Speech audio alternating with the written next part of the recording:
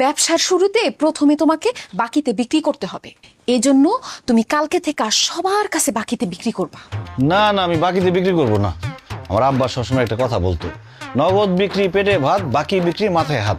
বাকিতে বিক্রি করে আমি মাথায় হাত দিয়ে টেনশন করতে চাই না, নগদ যা বিক্রি হয় তাই ভালো। তোমার আব্বা ব্যবসা সম্পর্কে কিছুই জানতো না। আমি হতেছি ব্যবসায়ী ফ্যামিলির মেয়ে, ব্যবসা কারে বলে আমি তোমারে বুঝাই দিতেছি। বাকিতে যখন তুমি বিক্রি করবা তখন সব কাস্টমাররা তোমার কাছে আসা শুরু করবো রেগুলার। এরপরে যখন কাস্টমাররা আসা যাওয়া একদম রেগুলার হয়ে যাব, তখন বাকি দেওয়া বন্ধ করে দিবা। কাস্টমারের তখন তোমার দোকানের সাথে একটা অভ্যাস হয়ে যাব, তখন তারা তোমার দোকান থেকে সদাই নিব নগদ টাকা দিয়া। আমার চাচায় এই ফর্মুলা দিয়েই তো এত বড় ব্যবসায়ী হয়ে গেছে। কিন্তু বাকিতে বিক্রি করলে পরে যদি বাকির টাকা কেউ ফেরত না দেয়? এটা তুমি কি বললা?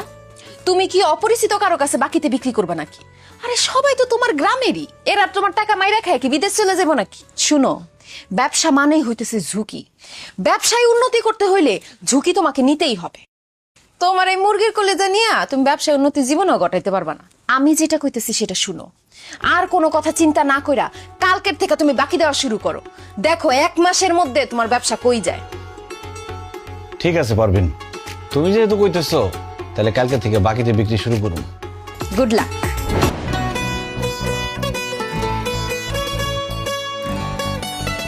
এই বারেক ভাই,